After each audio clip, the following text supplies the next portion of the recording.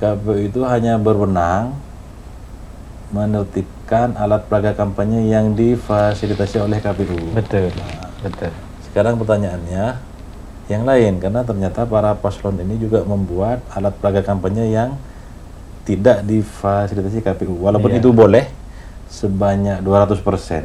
Iya, 200%. Tapi hasil pengamatan kami sebagai pengawas, sepertinya para paslon itu mencetak lebih dari 200%.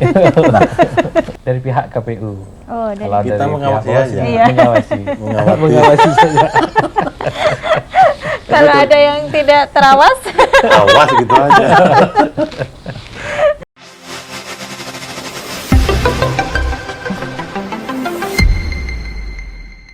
Assalamualaikum warahmatullahi wabarakatuh, pemirsa KTV, apa kabar Anda di hari ini? Jumpa lagi bersama saya Romla Pandita Ratu di acara Rumah Politik. Nah, kali ini di acara Rumah Politik Romla tidak sendirian ya.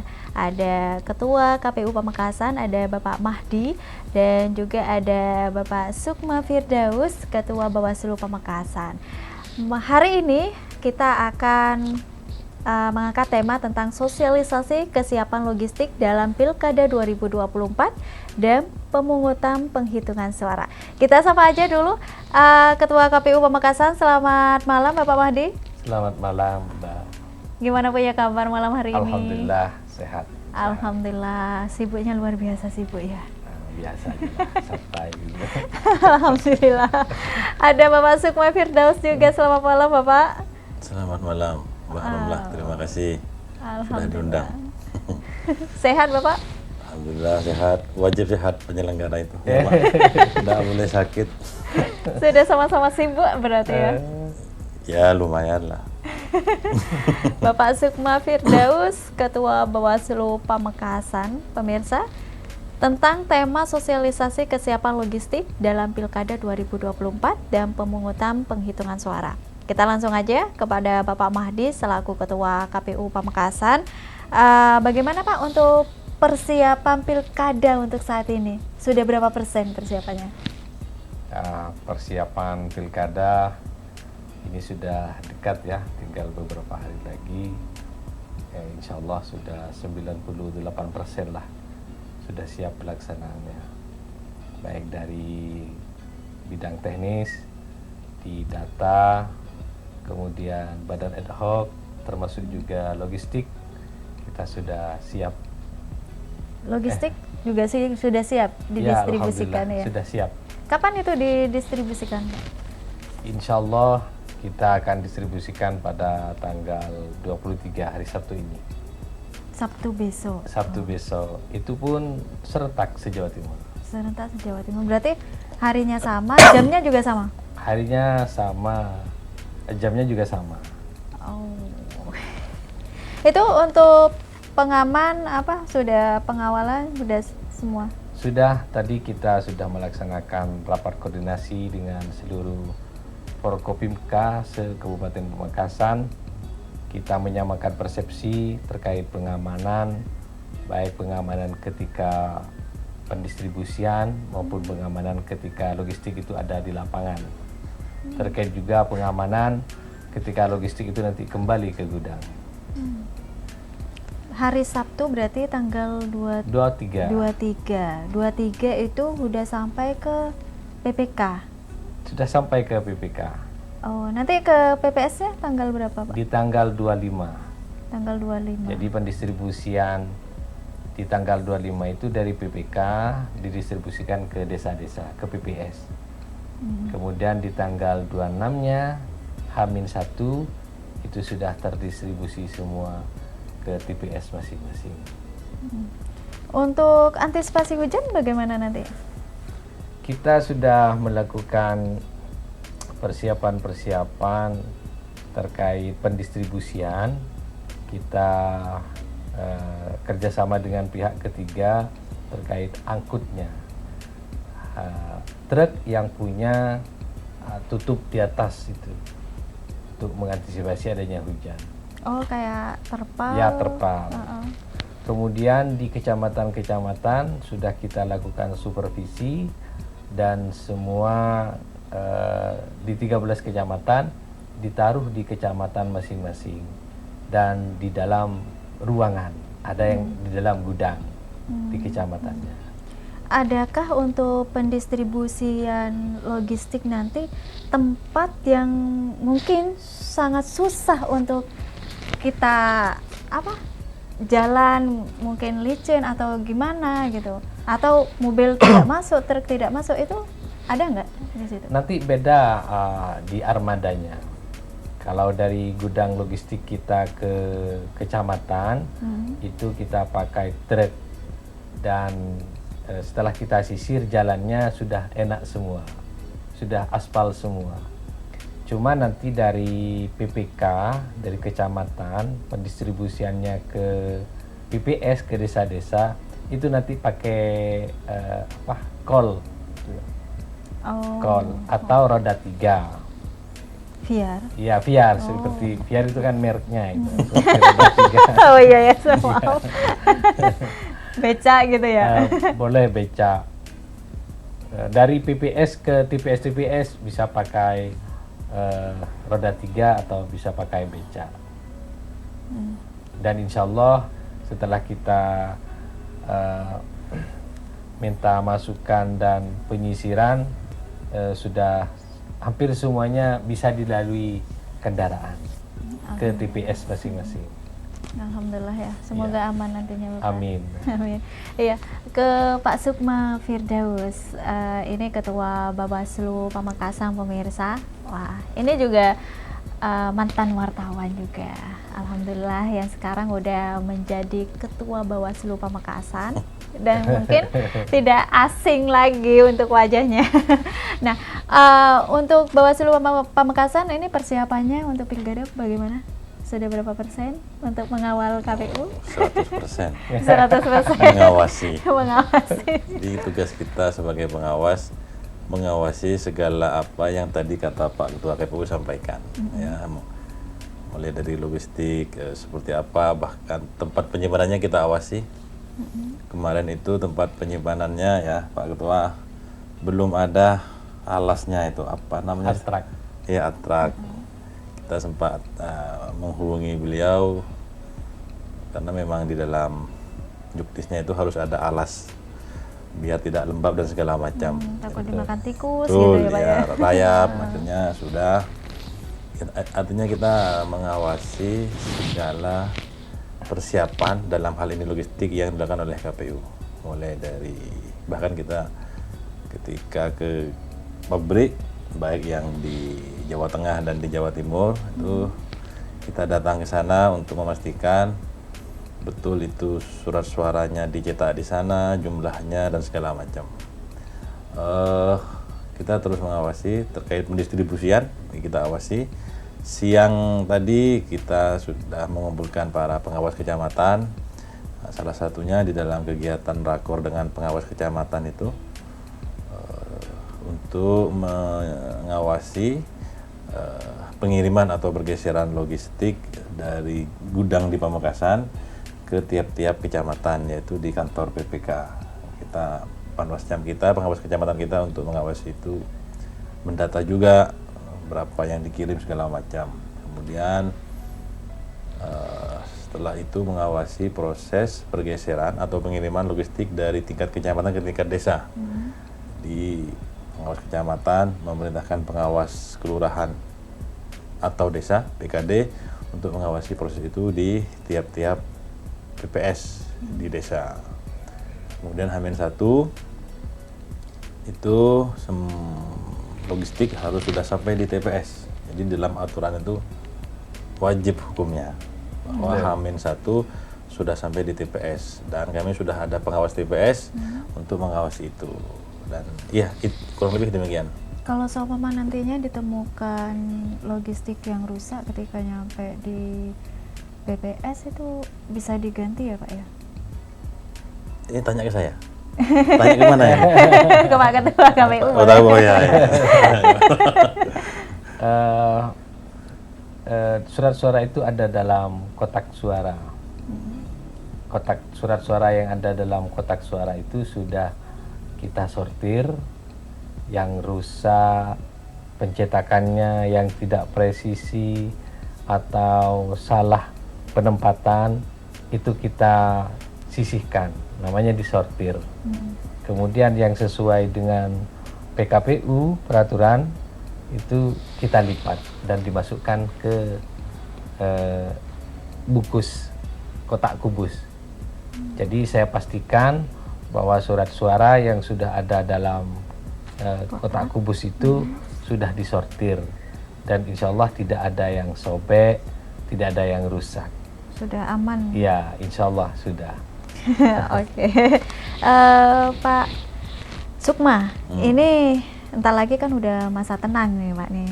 Ini masa tenang tanggal 3 hari lagi. 3 hari lagi ya, tinggal 3 24, hari 25, 26. Nah, dan apa saja yang sudah persiapan apa saja dari Bawaslu untuk masa tenang ini?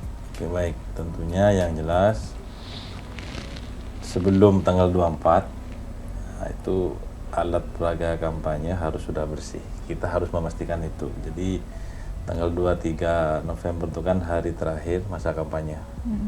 Jadi di jam 23.59 di tanggal 23 November itu kita memastikan pengawas bahwa alat peraga kampanye harus sudah bersih. Dalam hal ini yang memiliki wewenang di pilkada ini, di pemilihan ini untuk menertibkan alat peraga kampanye itu KPU dan jajaran. Kami sudah dapat undangan dari KPU terkait rakor penertiban alat peraga kampanye di hari terakhir kampanye. Ya, di menyebut tanggal masa tenang. 23. Ya, itu. Dan kita memerintahkan kepada semua jajaran pengawas kita sampai tingkat TPS harus memastikan di wilayahnya, di kecamatan mana ini, Telanakan ya, memastikan bahwa di kecamatan Telanakan di jam 23.59 di tanggal 23 itu sudah bersih dari APK para paslon.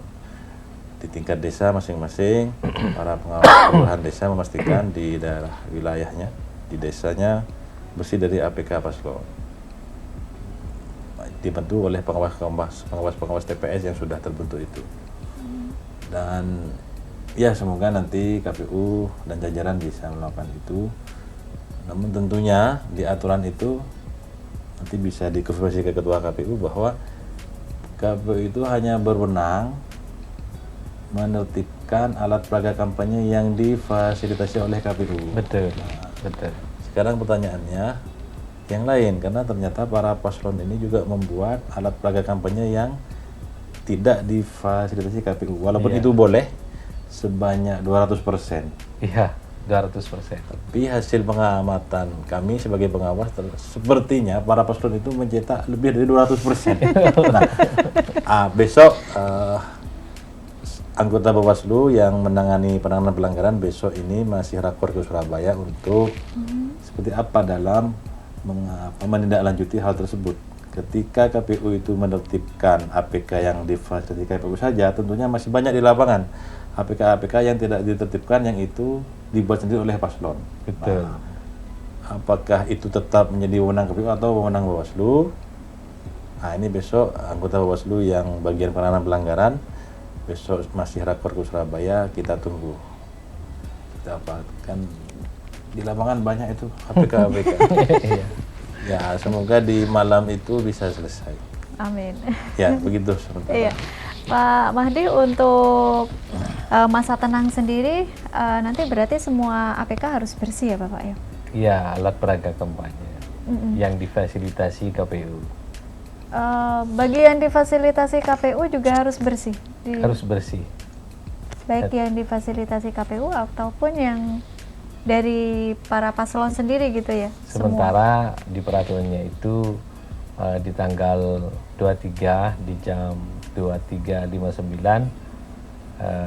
betul kata Pak Ketua Bawaslu, kami akan rakor dan bersama PPK untuk menertibkan, menurunkan alat peraga kampanye yang difasilitasi oleh KPU.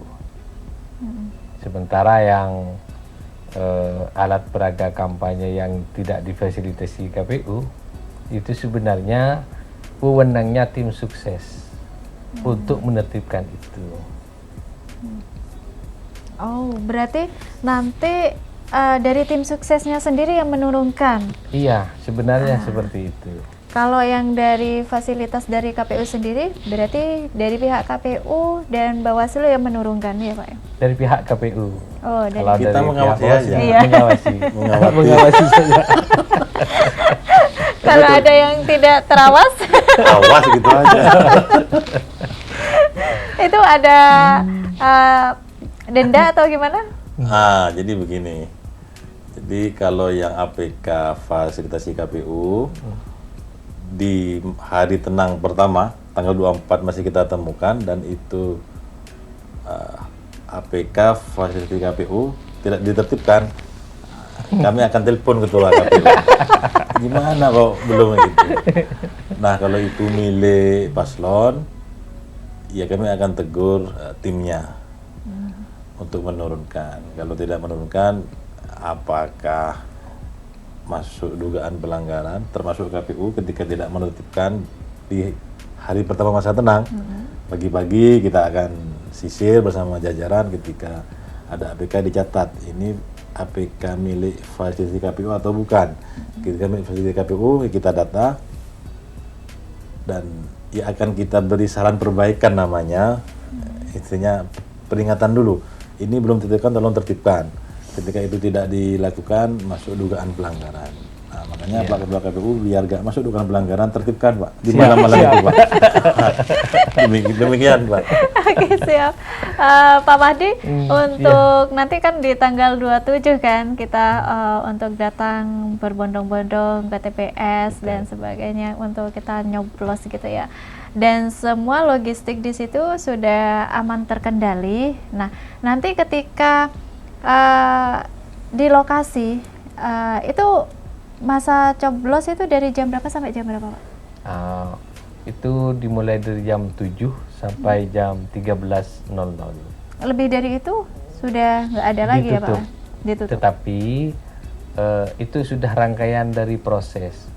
Jam 7 itu dimulai pembukaan, ada rangkaian pembacaan pengumuman.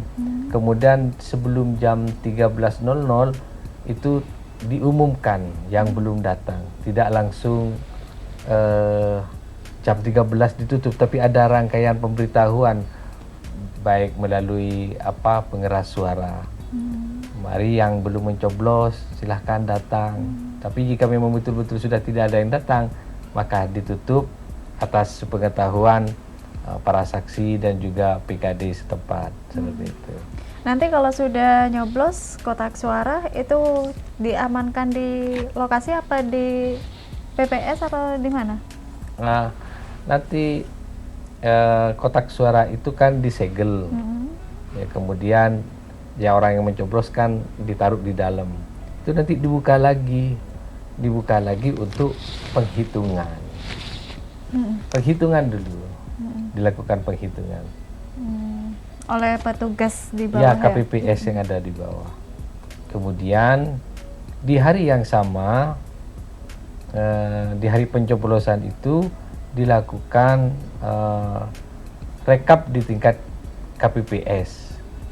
Setelah selesai di hari yang sama dimasukkan lagi, disegel dan dikirim ke PPK kecamatan. Untuk tiap TPS sudah ada dari keamanan ya Pak ya gitu? Ada, sudah ada. Itu dari keamanan berapa biasanya? Tadi kami sudah mengundang dari keamanan, sepertinya ada pola-pola. Cuman pola-pola. Saya tidak bisa menjelaskan. Kalau yang rawan itu 2 TPS, 1 petugas keamanan. Yang tidak rawan maksud saya. Kalau yang sangat rawan, kalau yang rawan 1 petugas 1 TPS. Oh, berarti beda-beda ya? Beda-beda. Kalau yang sangat rawan itu penjelasan tadi 1 TPS 2 petugas. Itu. Siap. Gimana Pak? Yang sangat rawan? Kalau yang sangat rawan 1 TPS 2 petugas keamanan. Oke, terus? Kalau yang rawan itu 1 TPS 1 petugas keamanan. Kalau yang tidak rawan 1 petugas keamanan menangani 2 TPS. 2 TPS 1 petugas gitu. Bingung Oke, juga. Yang terakhir ya. Oke. Semoga nanti aman ya Pak ya. Amin. Mohon dukungan dan doanya. Oke, Pak Mahdi, sebelum kita pamit kepada pemirsa KTV, mungkin ada hal yang mau disampaikan kepada pemirsa? Baik pemirsa dimanapun Anda berada, bahwa pilkada ini harus memfilosofi tagline-nya KPU Kabupaten Pamekasan, yaitu menuju Pamekasan bersahabat. Mari jaga kondusivitas kita pelaksanaan pilkada di Kabupaten Pamekasan, baik saat pencoblosan maupun pasca pencoblosan. Sekali lagi, suksesnya pilkada ini adalah kesuksesan kita bersama. Mungkin itu Mbak Romla. Oh ya, ada yang lupa Bapak. Iya. Sempat sih ngobrol sama teman, ada yang bilang, saya kayaknya pilkada hari ini saya golput. Janganlah Dik ya kan. Soalnya paslon 1, 2, 3 saya bingung bilang kayak gitu. Mungkin ada arahan Pak. Golput itu bukan pilihan. Hmm. Dan siapapun yang jadi itu tetap bupati kita. Hmm. Maka gunakan hak suara Anda sebaik mungkin. Oke. Setidaknya pilihlah yang terbaik dari yang baik ini. Oke. Luar biasa Bapak Mahdi. Pak Sukma, ada hal yang mau disampaikan kepada pemirsa KTV? Oke, baik, terima kasih. Tentunya saya sebagai pengawas mengajak masyarakat untuk ikut mengawasi. Jadi kepada para masyarakat Pamekasan, selain Anda nanti datang ke TPS, ikut mengawasi segala proses yang ada di TPS tersebut. Kami berharap, Bawaslu berharap ketika Anda ke TPS mencoblos, jangan langsung pulang. Awasi proses di sana. Takutnya ada kecurangan-kecurangan. Di sana kita sudah ada pengawas TPS. Kan pengawas TPS kita hanya 1 orang. Jadi terbatas, memang pengawas yang ada tuh terbatas di tiap TPS hanya 1 orang. Khawatir ada yang apa itu tidak terlihat, itu karena hanya 1 orang. Jadi masyarakat kami berharap ikut membantu, ikut mengawasi proses yang ada di sana. Ketika menemukan dugaan-dugaan kecurangan, pelanggaran apapun itu, laporkan ke pengawas kami di tingkat TPS. Bisa juga langsung lapor ke pengawas desa yang ada, tingkat kecamatan, bahkan bisa langsung ke Kabupaten Pamekasan melalui pengaduan. Kita sudah ada nomor WA segala macam, bisa mengunjungi website Bawaslu Pamekasan. Mari awasi pilkada ini agar berjalan secara demokratis, tidak terjadi kecurangan. Yang terpilih adalah benar-benar hasil suara murni masyarakat Pamekasan.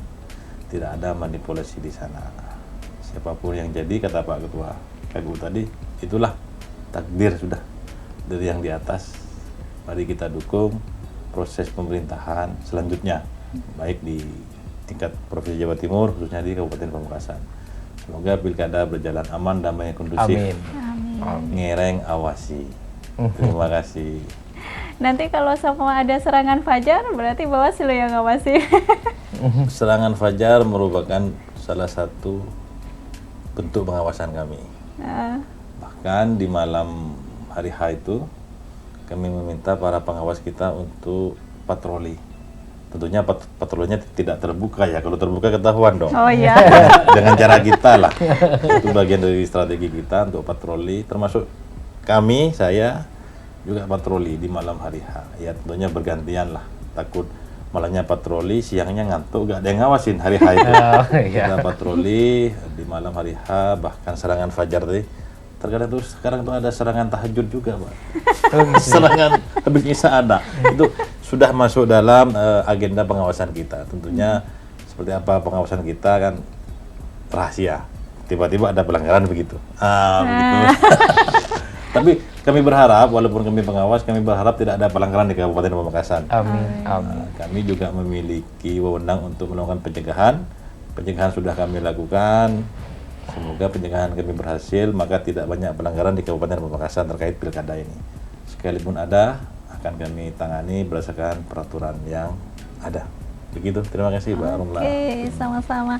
Baik pemirsa, dimanapun Anda berada, itulah bersama Bapak Mahdi, Ketua KPU Pamekasan. Semoga sukses dan tidak ada kendala nantinya Bapak ya.